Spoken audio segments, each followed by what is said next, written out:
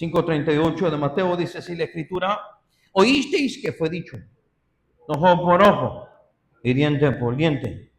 Pero yo os digo, no resistáis al que es malo. Antes, a cualquiera que te hiera la mejilla derecha, vuélvele también la otra. Y al que quiera ponerte a pleito y quitarte la túnica, déjale también la capa.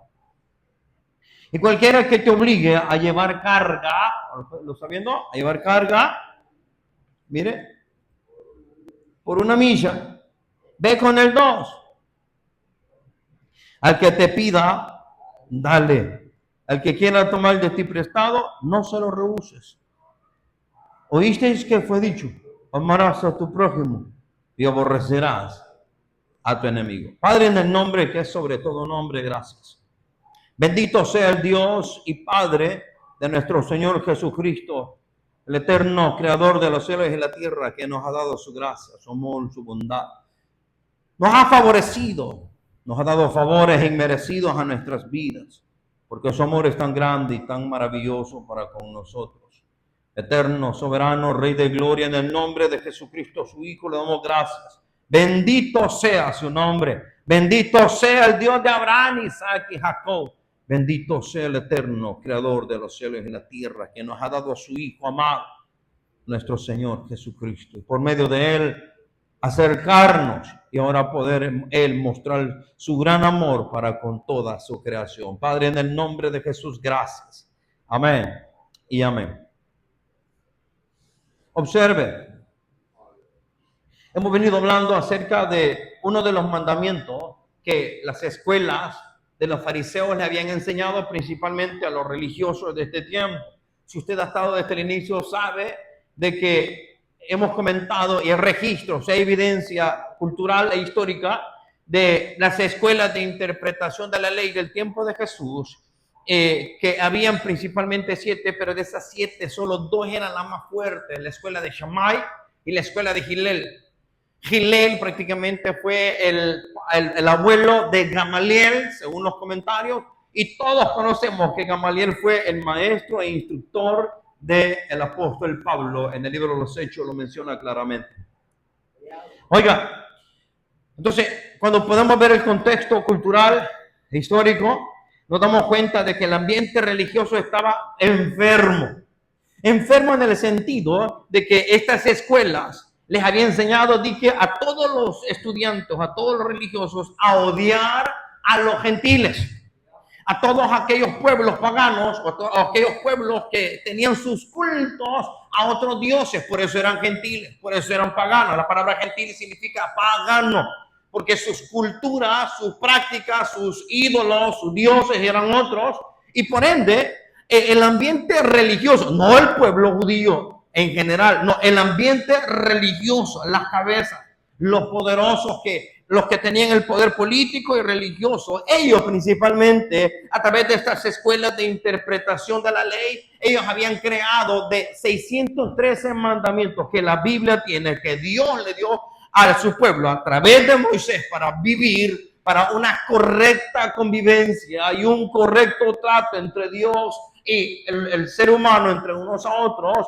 Estas escuelas de interpretación agarran esos 613 mandamientos y los empiezan a malinterpretar uno por uno, a modo pues de que de esos 613 mandamientos ellos sacaron 6,000 mandamientos de hombre. 6,000 mandamientos, que los cuales se conoce como la tradición oral, eso se conoce como la Mishnah. Hay registro, ahí está ese libro. Cualquiera que estudia las escrituras a profundidad puede conocer ese ambiente sin problema alguno. No necesitamos ser judíos para conocer el contexto cultural e histórico de la Biblia, para comprender mejor la Biblia y entender de qué estaba hablando Jesús, porque por esa causa es que se han malinterpretado muchos pasajes del Nuevo Testamento por no conocer esas tradiciones orales de hombres. ¿Me explico? 6,000 mandamientos que en vez de acercar al hombre más a Dios, lo apartaron de Dios. Pues esos 6,000 mandamientos se volvieron prácticamente ley para el ambiente religioso. Y para ellos, ya la Biblia ya no existía o la hicieron a un lado y la base para ellos en todo lo que tenían que ver era la interpretación de fulano de tal o fulano de tal. Entonces, esas interpretaciones prácticamente se volvieron una carga. Se volvieron prácticamente algo que se le imponía a la gente de pueblos paganos que venía o quería venir al conocimiento del Dios de Israel. Esas cargas se le imponían para que esa gente se decepcionara y dijera, no, es imposible cumplir eso, así que mejor me voy. Entonces, todos estos grupos religiosos les imponían, se volvió un legalismo. Porque ellos habían enseñado que a través de obedecer estas prácticas o estos mandamientos de hombres, los llevaran a obras de la ley, ¿sí? Pero no la ley divina, sino la ley de estos hombres, los cuales creían que a través de estas obras ellos podían alcanzar la salvación, lo cual no es así. Por eso que cuando Pablo habla las obras de la ley en el libro en la carta a los Gálatas, no se está refiriendo a obedecer la ley divina, sino que a este grupo de judaizantes que le habían impuesto a gentiles o a gente de pueblos paganos que querían venir al conocimiento del Dios de Israel, se las habían impuesto o se lo estaban imponiendo a modo de que ellos, una vez ya siendo salvos por gracia o salvos por fe, ellos se les enseñaba de que tenían que obedecer esas obras de la ley para ser salvos, lo cual no es así. Cuando Pablo habla mucho acerca de las obras de la ley, se está refiriendo a esos mandamientos de hombres, los cuales estos hombres pervirtieron a modo de apartar al ser humano de la ley divina. Y a ese término, muchos pasajes de la carta de Pablo a los Gálatas también le habla bajo la ley. Por eso Pablo dice, ya no estamos bajo la ley, sino bajo la gracia. ¿Pero cuál ley? Ese es el punto. Que por no entender que cuando Pablo está diciendo bajo la ley se refiere a esa ley de mandamientos de hombres, porque también se la llamaba ley, ellos lo podían nombrar así. Pablo se está refiriendo a eso exclusivamente, no a la ley divina dada de parte de Dios por medio de Moisés al pueblo. No se estaba refiriendo a eso. El contexto cultural e histórico lo enseña claramente. El problema es que al no conocer estos contextos históricos, los grandes estudiosos de la Biblia, en vez de acercarnos a la Biblia, nos han apartado de la Biblia y han prefabricado un evangelio distinto al de la Biblia. Y ahora, en vez de enseñar que la persona que es salva por gracia, por la obra redentor de Cristo, para poder caminar de acuerdo a la voluntad divina y crecer conforme al carácter de Cristo, es única y exclusiva obedeciendo sus mandamientos o poniéndolos por obra, no para ser salvo, porque nadie ha sido salvo a través de obedecer los mandamientos de Dios, a través de Moisés para con el pueblo, pero si son para poder crecer en madurez, para poder crecer conforme la estatura del varón perfecto que es Cristo. Para eso son los mandamientos de Dios dados por medio de Moisés con el pueblo, sí, que no tienen nada que ver con aquellos mandamientos de hombres que se habían prefabricado en el tiempo de Jesús. Y uno de esos mandamientos que podemos ver es que les habían enseñado a los religiosos de que los gentiles eran vistos como animales inmundos, como reptiles y como seres despiadados. El por qué cuando Pedro está orando, ¿se acuerdan? Lo vamos a repetir. Ahí en el capítulo 10 de Hechos, cuando Pedro está orando, el Señor le muestra lo que es un lienzo, ¿se acuerdan? Y en ese lienzo prácticamente Dios le está mostrando, a través de esa visión, le está mostrando animales inmundos. Hechos capítulo 10, en el verso 9 en adelante dice, al día siguiente, mientras ellos iban por el camino, oiga, por el camino, y se acercaron a la ciudad, Pedro subió a la azotea para orar cerca de la hora sexta, y tuvo gran hambre y quiso comer, pero mientras se presentaba, le preparaban algo, le sobrevino un éxtasis, y vio el cielo abierto, y que descendía algo semejante a un gran lienzo que atado de las cuatro puntas era bajado a la tierra, en la cual había, oiga bien, había de todos los cuadrúpedos terrestres y reptiles y aves del cielo. Observe.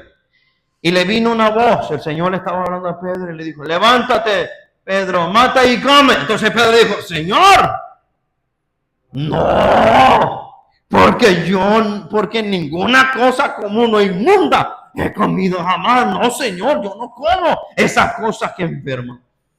Volvió la voz a él la segunda vez, lo que Dios limpió, no llames tú común. Esto se hizo 3 veces y aquel lienzo se volvió a ser recogido en el cielo.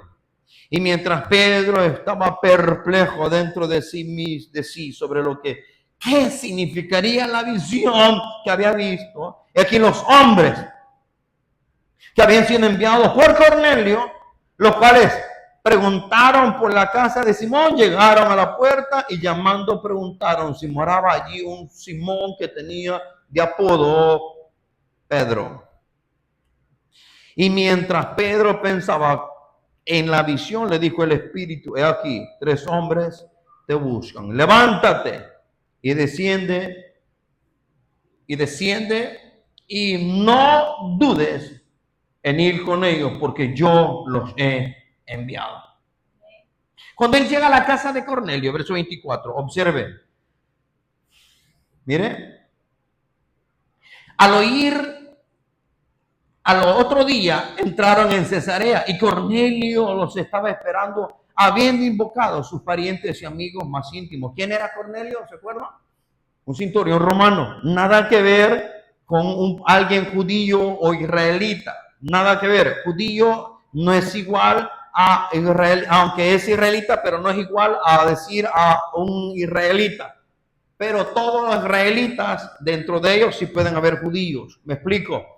Sí, un judío es alguien que viene de la tribu de Judá, única y exclusivamente, pero él es parte de todas las tribus de Israel. Eso también es un israelita, más todo el pueblo en sí en general son israelitas como tal. Entonces observen, eso es lo que es judío o ser israelita, más Cornelio no era judío ni israelita, era un romano. Pero aparte de ser romano, tenía la costumbre de él orar, leer la ley, la Torá, y dar limosnas a la gente más necesitada. Por eso es que fueron oídas sus oraciones y por eso es que le dijo el Señor a Cornelio, ven a traer a Pedro y él te va a enseñar el evangelio. Cuando van a traer a Pedrito y lo llevan a la casa de Cornelio, cuando Pedro entró, salió Cornelio a recibirle y mira lo que hizo Cornelio y postrándose a sus pies adoró. Mas Pedro le levantó, le dijo, bésame la mano, ¿verdad que le dijo? No, ¿qué le dijo? Levántate. Es que Pedrito no era romano, no era católico. ¿Me estoy entendiendo? Sí, no era el Papa. El Papa donde cualquiera que llega siempre llega y le besa la mano. ¿Me estoy explicando? Eso es lo que hacen con el Papa donde Pedrito no hizo eso porque él no es el primer Papa tampoco. Bueno, ese es el tema de otro día. Sigamos adelante. Observen. Mas Pedro le levantó diciendo, levántate, pues yo mismo también soy hombre. Y hablando con él, entró y halló a muchos que se habían reunido en la casa de Cornelio, por supuesto. Y le dijo, vosotros sabéis cuán abominable, oiga lo que dijo Pedro, sabéis cuán abominable es para un varón judío juntarse o acercarse a un extranjero, pero a mí me ha mostrado Dios que a ningún hombre llame común o inmundo. ¿Qué es lo que les dijo Dios a Pedrito? Que no llame común o inmundo a ningún extranjero, o sea, a ningún gentil.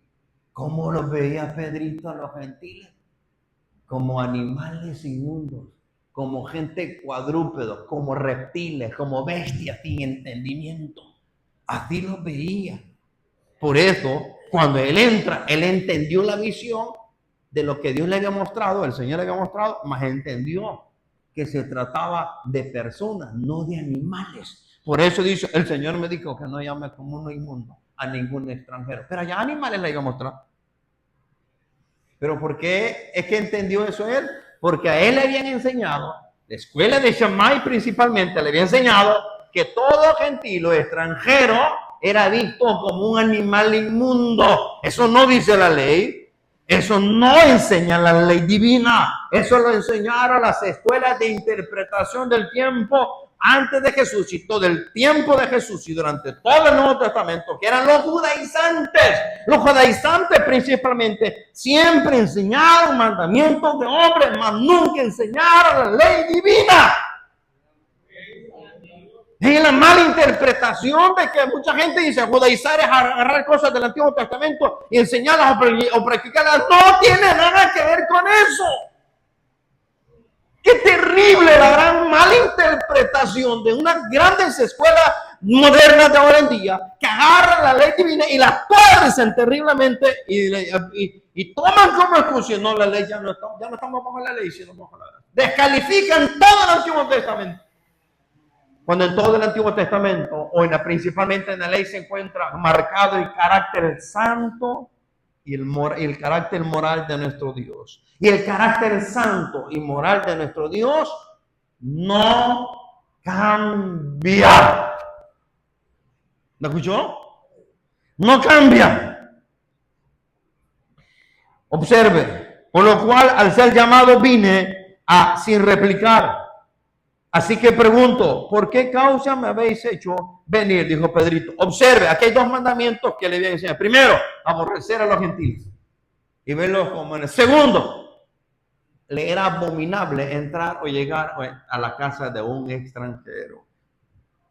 La ley no enseña eso en ninguna parte de las escrituras. ¿Puede ver cómo trataban el judaísmo a los gentiles?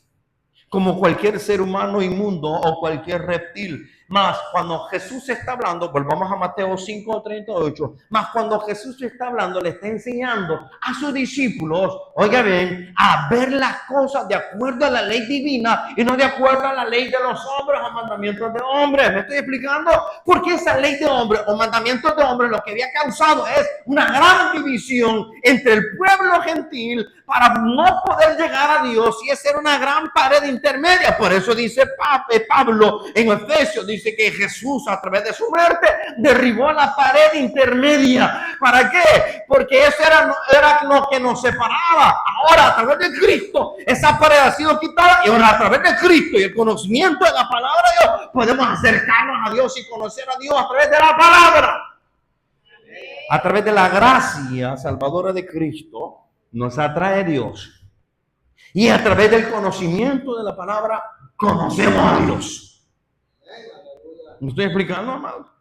Sí, porque el conocer a Dios no es por arte de magia, es a través de la Escritura. Ahí podemos ver el carácter santo, los atributos, las virtudes, las cualidades. Sí, su forma de tratar tanto a buenos como malos, a justos e injustos. El carácter inmutable de nuestro Dios. Sí, oiga lo que dice Jesús. Oísteis que fue dicho, ojo por ojo y diente por diente. Aleluya. El lenguaje, observe que está utilizando Jesús acá, bien marcado, principalmente para provocar a los oyentes a considerar la naturaleza radical del trato entre unos a otros, de la manera que Dios demanda, de la manera correcta. Por eso Jesús mismo les está llamando a todos los que están a su alrededor a que no traten de la misma manera como los están tratando. Por eso dice, ¿oísteis que fue dicho? Ojo por ojo y diente por diente. Pero yo os digo, no resistáis. El llamado claramente que Jesús le está haciendo a sus discípulos es que es más importante la relación y la comunión entre unos a otros que entrar en un conflicto o un pleito serio delante de Dios o delante de los demás. ¿Me estoy explicando?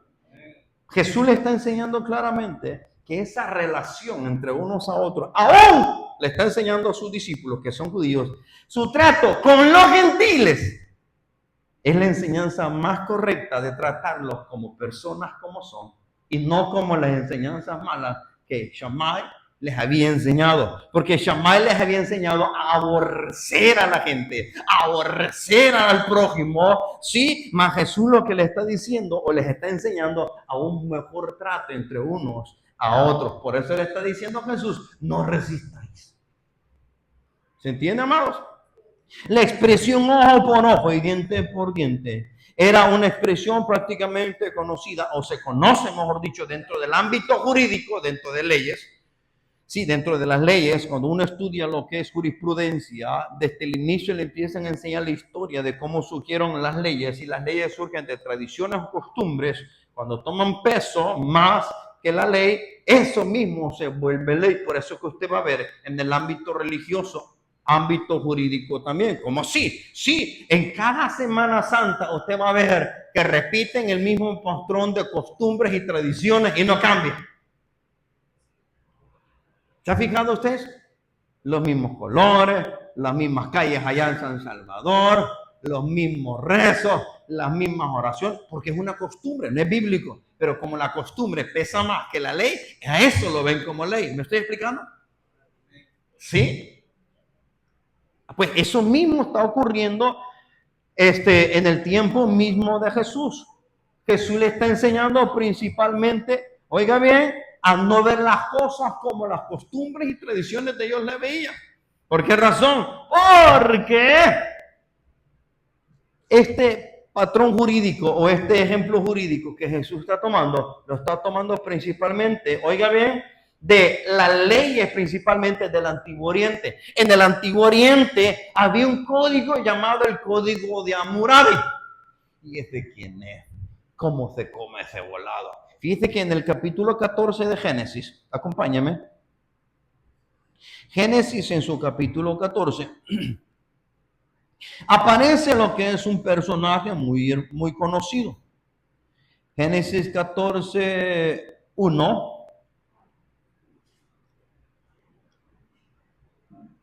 ¿Lo tiene? Génesis 14, 1. Me gusta el comentario de lo que está diciendo acá. Observen. Génesis 14, 1. Génesis 14, 1. Observen. El comentario o los comentaristas principalmente, cuando hablan de este personaje que aparece aquí, mire, ¿cómo se 14.1 de Génesis aparece el personaje o la persona acá? Oiga bien, que lo menciona como un nombre bien raro. 14.1 de Génesis dice sí, observen. 14.1 de Génesis dice sí. Oiga, aconteció en los días de Amrafel, rey de Sinar, a Arioc, rey de Lazar, Kedorlaomer, rey de Elam, y Tidal, rey de Goín. Cuando usted empieza a estudiar la cultura, o cómo es que surgen las repúblicas y después las ciudades o después los imperios, primero comenzaron con pequeñas ciudades-estado o conocidos comúnmente como pequeñas tribus.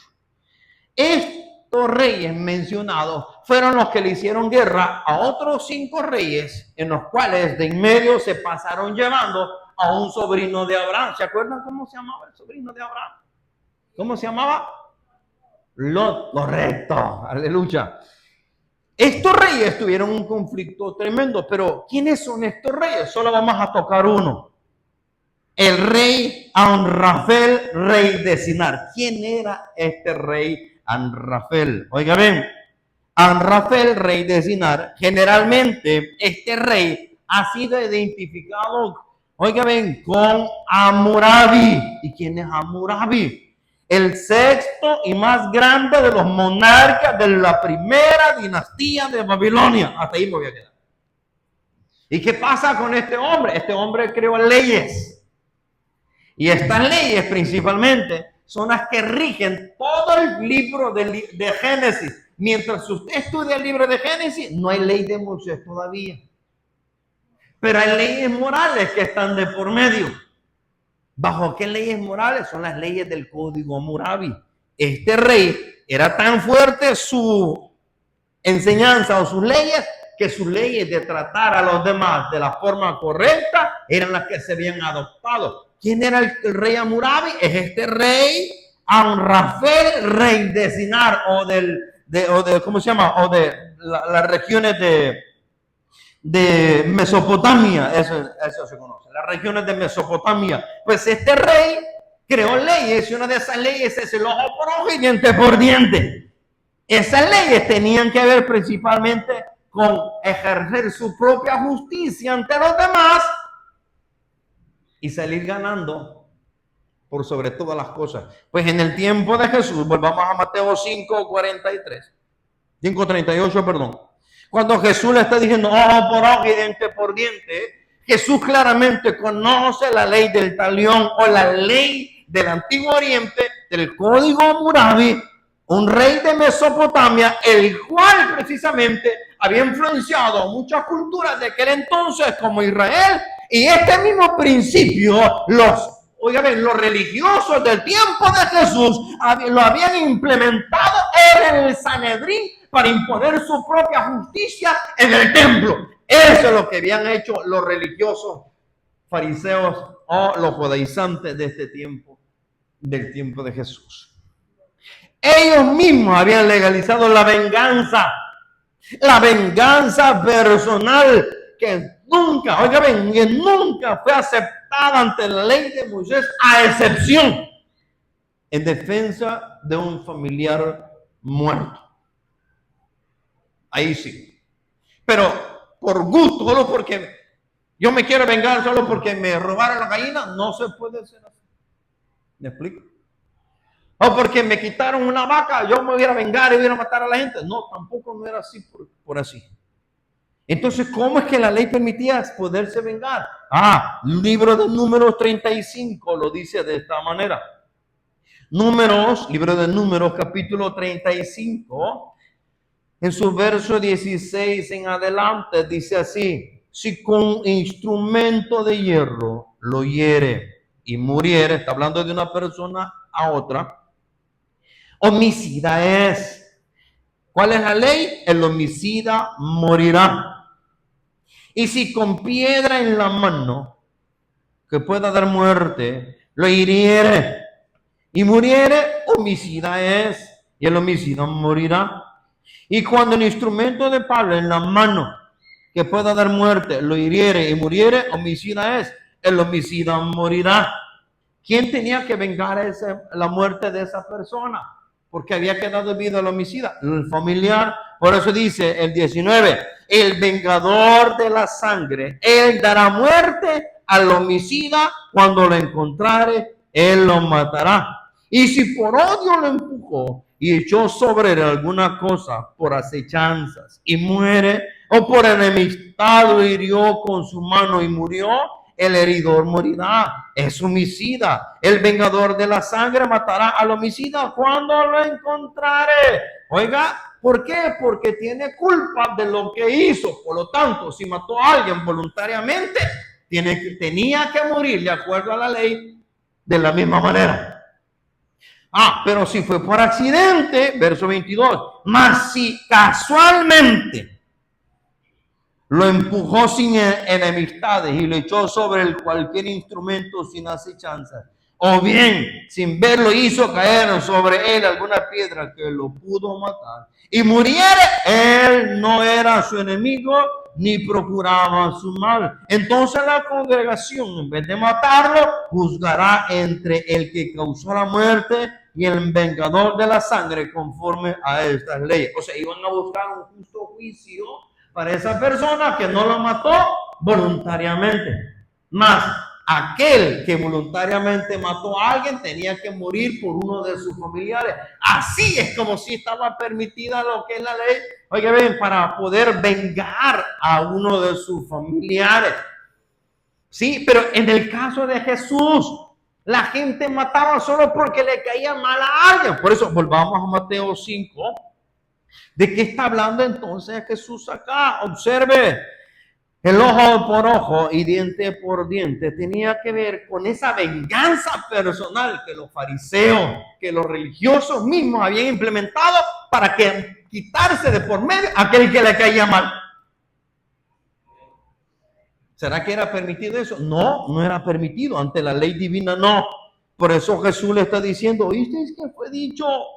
Pero yo digo, no resistáis al que es malo. Antes a cualquiera que te hiere en la mejilla derecha, vuélvele también la otra. Por eso, el golpe en la mejilla derecha era un insulto tan grave y tan grande prácticamente, y grave por si fuera poco, que existía no solo en el Antiguo Testamento, sino en el Nuevo Testamento, porque le causaba daños en la cara, porque a muchos les habían hasta sacado el ojo por el grado de fuerza por haberle pegado en su mejilla.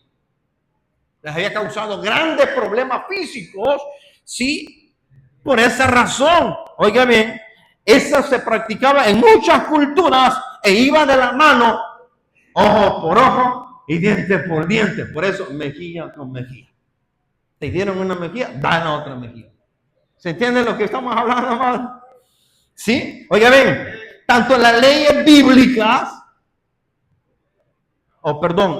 tanto las leyes que los judíos habían implementado como las leyes romanas en este tiempo, permitían promover una causa judicial. A eso se le llama un pleito legal. Por esta causa de ofensa, me golpeé en la mejilla derecha, vamos ante el juez. Jesús mismo, con la ley divina, está quebrantando sus propias leyes que ellos habían inventado. Jesús mismo, con la ley divina, les está enseñando a estos hombres, oiga bien, que esas leyes, que ese legalismo, que esas prácticas que ellos tenían, no eran buenas.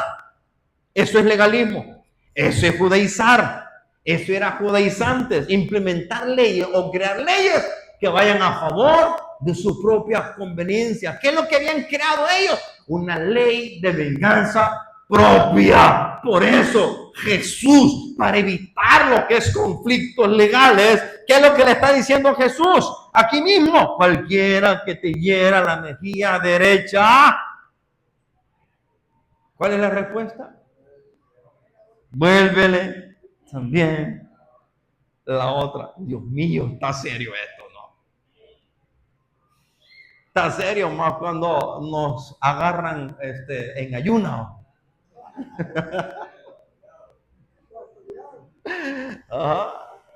Está serio más cuando le tocan a un hijo.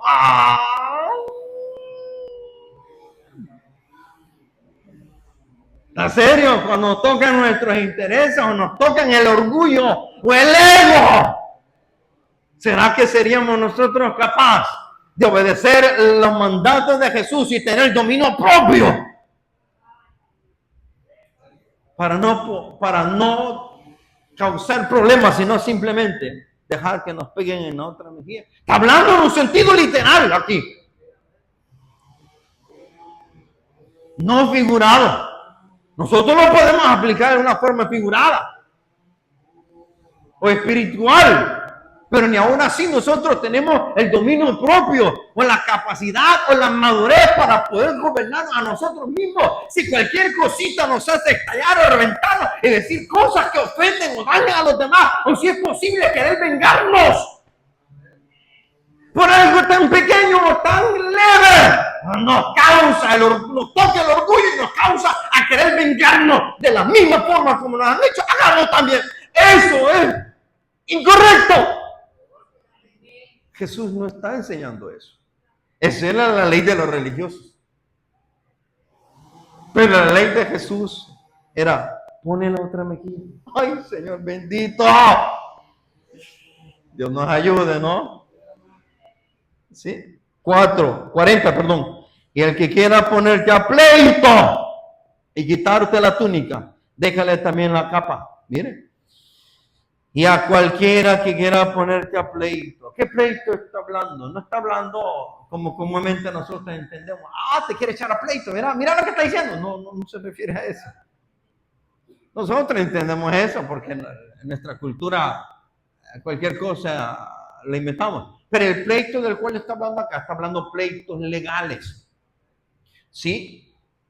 En el ámbito jurídico a esto se le conoce pleitos, o sea, casos para ir a defenderse. ¿Me estoy explicando?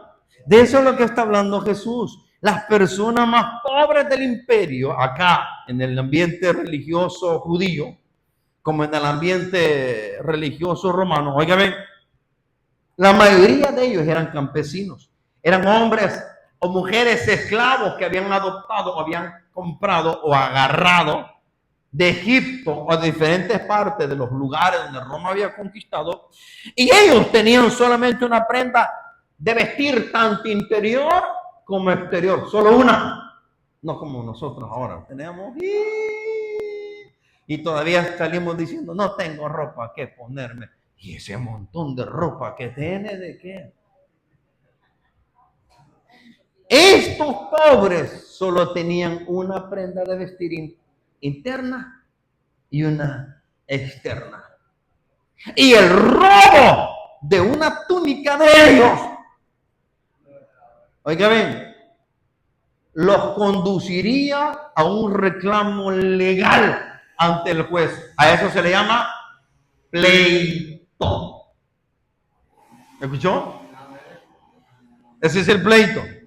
Entonces, por causa de la corrupción política y la corrupción religiosa y la mala aplicación de la ley y los dogmas de mandamientos humanos que las escuelas de Shammai habían interpretado conforme a su conveniencia, lo más preferible, oiga bien, lo más preferible era despojarse de todas sus posesiones, aún, oiga bien, aún de la propia prenda íntima o interior, a fin de evitar un pleito legal que eso afectaría a la persona misma. ¿A quién? Al pobre. ¿Por qué le afectaría al pobre? Porque si era un rico o alguien, un proveedor, le había alguien de peso o de alguien que tenía plata, le había quitado eso y el pobre quería defenderlo eso ante el ambiente legal, ¿quién cree que salía perdiendo? El pobre. ¿Por qué? Porque el ambiente político y religioso estaba comprado, estaba tan corrupto. Entonces, ¿qué es lo que salía mejor? Y cualquiera que te pone a pleito y te quita y quitarte la túnica, déjale también la capa. Sale mejor despojarte de lo que tenía, en vez de ir a perder el tiempo en cuestiones legales, porque al final iba a salir perdiendo, porque los poderosos siempre tienen comprados a los grandes jueces. Por esa razón, Jesús está dando este consejo a valorar mejor una relación entre unos a otros y rechazar la mala enseñanza que Shammai había enseñado. ¿Y cuál es la mala enseñanza que este doctor de la ley había dado a todos los religiosos?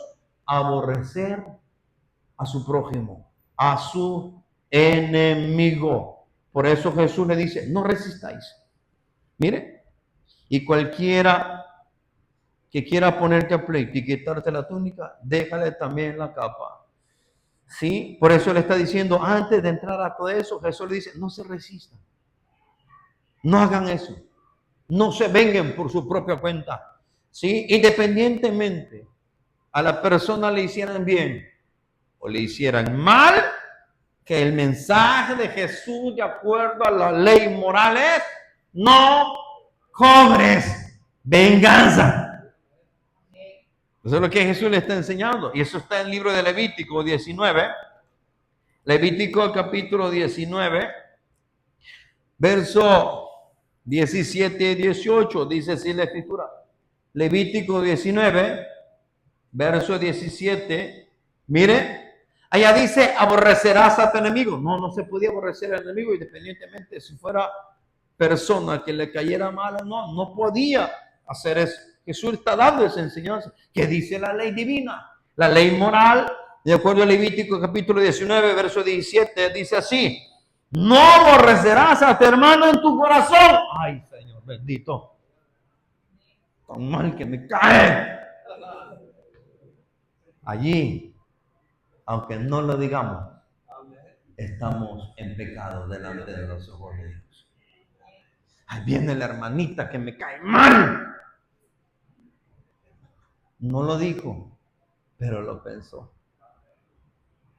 Eso es pecado ante los ojos de Dios, porque no, tal vez no lo dijo, pero lo imaginó. Y su accionar lo dice todo. No aborrecerás a tu hermano en tu corazón.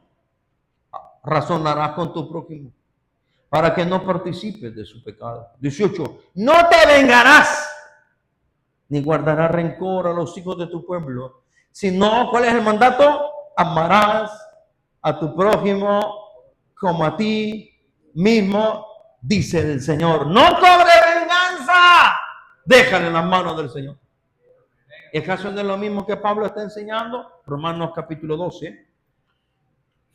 Es lo mismo que está enseñando Pablo en el capítulo 12 de Romanos. En su verso 16 en adelante, vamos a compartirlo. Bueno, 14. Observen los mandamientos que Pablo enseña. Bendecid a los que os persiguen. Bendecid y no maldigáis. Gozaos con los que se gozan, llorad con los que lloran. Unánimes entre vosotros, no altivos, sino asociándoos con los humildes. No seáis sabios en vuestra propia opinión. No paguéis a nadie mal por mal. Procurad lo bueno delante de todos los hombres. Sí, es posible. En cuanto dependa de vosotros, estar en paz con todos los hombres. No os venguéis vosotros mismos, amados míos, sino dejad lugar a la ira de Dios, porque escrito está: mía es la venganza, yo pagaré, dice el Señor. Así que si tu enemigo tuviere hambre, dale de comer. Si tuviere sed, dale de beber. Pues haciendo esto, ascuas de fuego amontonarás sobre su cabeza. Dicho en el lenguaje más entendible y salvadoreño, hazle el bien para que tal vez así le da vergüenza. Eso es lo que está diciendo prácticamente. ¿Sí? Esas son ascuas de fuego. Provócasele el bien, hazle el bien para que tal vez así le da vergüenza. Si tiene el Espíritu Santo, le va a dar vergüenza por lo malo que está haciendo en contra de uno. Más el consejo es hacer el bien. ¿Se entiende lo que dice la Escritura, amado? 21. No se ha vencido de lo malo, sino vence con el bien el mal. Lo mismo dice Pedro. Primera de Pedro en su capítulo 1. Primera de Pedro en su capítulo 1, en su capítulo 3, verso 8 en adelante, dice así la Escritura. Primera de Pedro 3, 8, dice: finalmente, sed todos de un mismo sentir, compasivos, amando fraternalmente, misericordiosos, amigables, no devolviendo mal por mal. Lo mismo está diciendo Pablo. Lo mismo le está diciendo Jesús a sus discípulos. Y lo mismo enseña lo que es la ley. No te vengues, o sea, no le hagas mal. Mire, no devolviendo mal por mal, ni maldición por maldición, sino por el contrario, bendiciendo, sabiendo que fuiste llamado para que heredaseis bendición, porque el que quiera amar la vida y ver días buenos, refrene su lengua de mal y sus labios no hablen engaño. Apártese del mal y haga el bien. Busque la paz y síguela, porque los ojos del Señor están sobre los justos y sus oídos atentos a sus oraciones. Pero el rostro del Señor será contra aquellos que hacen el mal. ¿Qué significa el rostro del Señor será contra aquellos que hacen el mal? Que Dios está irado. ¿Cuándo está irado Dios? Cuando nosotros, en vez de hacer las cosas bien, hacemos lo malo. Cuando nos vengamos por nuestra propia cuenta. Cuando actuamos así como me han hecho a mí, voy a hacer yo también. Así como me han hecho a mí, 2, 3 cuartas más voy a hacerle yo. Eso es ponerse en la mira de la ira de Dios y estar pendiente para el juicio o castigo divino. Eso es lo que está diciendo lo que es el apóstol cuando dice: pero el rostro del Señor está contra aquellos que hacen el mal. Pero yo no ando robando, yo no ando violando, yo no ando adulterando, yo no ando fornicando, pero ando odiando. Y eso nadie lo ve. Se anda resintiendo y eso nadie lo ve. Y anda hablando mal de los demás y eso nadie lo ve.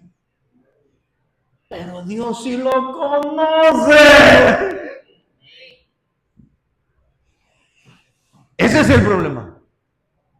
Que nosotros no estamos muchas veces conscientes del Dios que la Biblia nos enseña y pensamos que el Dios que la Biblia tiene es igual a nuestro concepto y pensamos de que Dios es de acuerdo o está amoldado a nuestros caprichos y Dios está amoldado a nuestras costumbres y tradiciones muchas veces pecaminosas de acuerdo a una naturaleza caída y pensamos que entre más rienda suelta le damos a la ira, al orgullo, al ego, al resentimiento, al hablar mal, al chambre, a la crítica y al juzgar y condenar a los demás, pensamos que eso es correcto cuando delante de los ojos de Dios eso es abominable, eso es pecado. Que nos está poniendo en la lista de tarde o temprano pegarnos con el juicio que nunca nos imaginamos. Por eso, volvamos a Mateo 5:43. Jesús está diciendo, y cualquiera que pone a pleito, quitarle la túnica, déjale también la capa. Y cualquiera que te obligue a llevar una carga por una milla, con él, B2. Mire, ¿qué es lo que está enseñando Jesús? Está enseñando claramente que cualquiera de aquellos que abusaran del poder que tenían por sobre los pobres, no se metan en problemas con ellos, no vayan al juez. ¿Por qué? Cualquiera que te obligue. ¿Quiénes eran los que le obligaban a los pobres principalmente o abusaban de los pobres? Los soldados romanos. Los soldados romanos tenían el derecho legal de decomisar a su antojo, independientemente estuvieran bien o no. Ellos abusaban de su autoridad y les podían quitar el dinero como producto de su trabajo personal o del trabajo de un animal que hubiese prestado. Los soldados romanos, muchos de ellos abusaban de su autoridad y al pobre principalmente le quitaban todo muchas veces. Cuando vemos todo el Nuevo Testamento está bajo el gobierno del culto imperial o del culto romano o del imperio romano. El problema es que no lo vemos. Pero todos en el ambiente judío o en el ambiente de Israel, todos estaban obligados a pagar la renta, o sea, el impuesto al emperador romano. Aún Jesús, él lo pagó en cierta oportunidad. Jesús dijo, traedme una moneda. ¿De quién veis la moneda? Del César. Entonces da al César lo que es del César. Y a Dios lo que es de Dios. ¿Por qué? Porque aún Jesús, como maestro y enseñador correctamente de la ley, hasta aún él pagaba impuestos por el simple hecho de caminar bajo la protección de Roma en esos días, en esos lugares. Por eso, cuando Jesús le está diciendo a los discípulos, oiga bien, cualquiera que te obligue, 41, cualquiera que te obligue a llevar carga por una milla, ve con el 2. Mire, ¿qué le está diciendo Jesús? Sí, que no se resistan en darle, en darle de su vida, de su tiempo, de su esfuerzo a esa persona y llevarlo a otro lugar donde ellos quieran que, llevar las cosas. Como también los bienes de los residentes locales estaban bajo, oiga bien, los ojos de todos los soldados romanos. Aunque el decomiso, ahora se conoce en el ambiente jurídico, expropiación, ese es un robo que muchos gobiernos hacen por algunos lugares, propiedades, terrenos o casas o edificios. Lo vamos a expropiar, no, ese es un robo. Aunque el robo o el decomiso no sucedía a menudo lo que es en Galilea, sino en otras partes donde estaba bajo el gobierno también del Imperio Romano, el simple pensamiento de que podía suceder allí, en ese lugar, eso les causaba tanto sufrimiento a ellos para hacer que ellos presten atención de lo que Jesús les está enseñando frente a este ejemplo principalmente de no resistirse, no vengarse y hasta de servir con disposición hasta donde le pidan al opresor. en el ambiente judío, la jerarquía misma favorecía más al imperio romano y algunos revolucionarios, oiga bien, querían venganza porque ya no aguantaban lo que es la corrupción de Roma, la corrupción del ambiente de los fariseos, el odio de los fariseos o de los judaizantes, ¿sí? Que muchos de estos grupos, conocidos comúnmente como los revolucionarios, ¿cómo se llamaba este grupo? Los celotes. Estos grupos principalmente eran los mercenarios que ya no aguantaban ver tanta injusticia. Ellos querían levantarse e irse en protestas y en guerras en contra del mismo gobierno, pero no podían.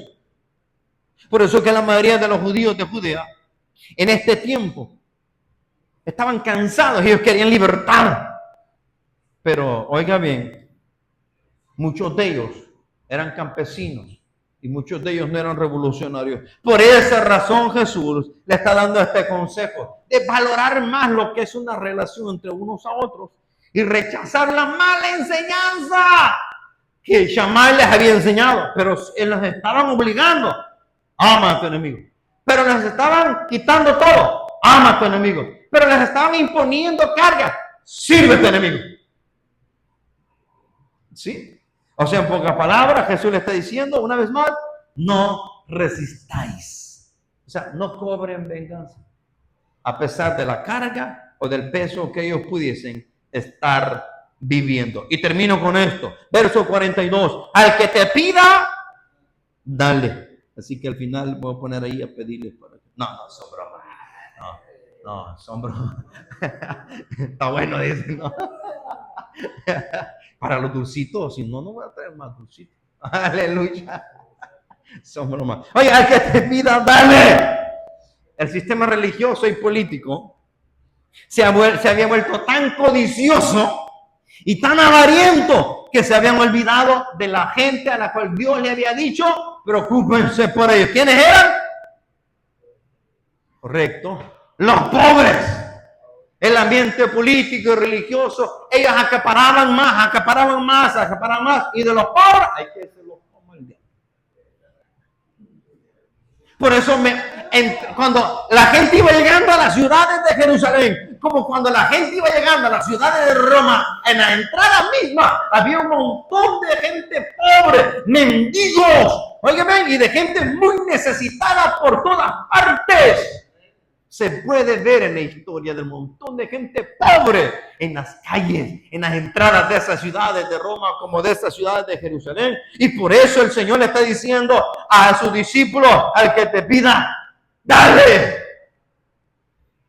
¿Sí? Jesús le está recordando el mandamiento de recordarse de los pobres y de los más necesitados. Deuteronomio 15:11.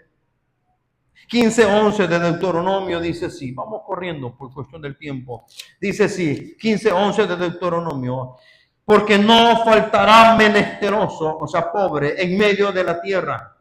Por eso yo te mando diciendo, abrirás tu mano a tu hermano, al pobre, al menesteroso, o sea, al más necesitado en tu tierra. Jesús le está recordando este mandamiento a ellos, por eso es que el que te pide le está diciendo, dale. Salmo 112, verso 5. ¿Qué dice la escritura? Bueno, el Salmo 112 también, ven su verso 5, dice de esta manera.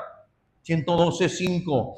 El hombre de bien tiene misericordia y presta, gobierna sus asuntos con juicio. Mire, en el verso 9 dice así, reparte, da a los pobres, su justicia permanece para siempre, su poder será exaltado en gloria. Proverbios 21:13 dice así la escritura. Proverbios en su capítulo 21, verso 13, dice así, 21:13, el que cierra su oído el clamor del pobre, también él clamará y no será oído. Bendito sea nuestro Dios. Oiga, ¿por qué es que Jesús le está diciendo a sus discípulos, al que te pida, dale? Porque hay promesa de parte de Dios al ocuparse de los pobres. Esas son las obras de justicia que a Dios le agradan. Apocalipsis 22, 15, si no me equivoco, o 14. Ahí corríjame usted, por favor, que dice, aquí yo vengo pronto. 12, ¿sí? Aquí yo vengo pronto y me galardón conmigo para recompensar a cada uno según sea su obra. ¿Cuál obra? Obras de justicia. ¿Y cuáles son las obras de justicia? Preocuparse de los pobres, de la gente más necesitada, de los que no tienen nadie ni quien por ellos. Eso, o detrás de eso, hay promesas de parte de Dios. Ya lo leímos en Proverbios, en Deuteronomio 15:10. Proverbios 19:17, aquí cerquita dice así, 19:17, al Señor presta el que da al pobre, y el bien que ha hecho, ¿qué dice el Señor? Se lo volverá a pagar. 22:9 de los Proverbios dice así: el ojo misericordioso será bendito, porque dio de su pan al indigente. De eso mismo está hablando lo que es más adelante en Mateo 6, cuando está hablando de la lámpara del cuerpo. Cuando la lámpara del cuerpo tiene luz, sus acciones son justas, ayuda al pobre y al más necesitado. Sí, es bondadoso, pero cuando su lámpara es oscura, sus acciones son oscuras, son negras, porque su forma de actuar no es bondadosa, sino codiciosa, ambiciosa y avarienta, y solo para adentro como el asadón. Eso lo entendemos en nuestro lenguaje aquí claramente. 28:8 de los Proverbios dice así la Escritura. Miren, 28:8 dice así: el que aumenta su riqueza con usura y crecido interés, para aquel que se compadece de los pobres las aumenta. Aleluya. ¿Sí?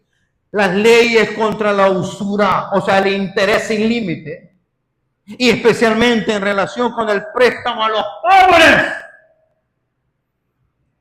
Antes del año jubileo, en cada año o cada séptimo año, las deudas debían de ser perdonadas. Por eso el Señor dice presta, pero cuidadito con pensar que está pronto a llegar el año de jubileo para no prestar. Porque dirás, no, ya se acerca el año jubileo, quiere que le preste y al séptimo año le perdono todo. Cuidadito, dice el Señor, préstale. ¿A dónde está eso? Eso está en Levítico 25. Ahí lo puede leer usted en su casita claramente. Jesús, oiga bien, volvamos a Mateo 5, 42. Jesús va aún más lejos de lo que es el énfasis principalmente de la actitud de dar, sino que dar de manera desinteresada de acuerdo a la ley divina.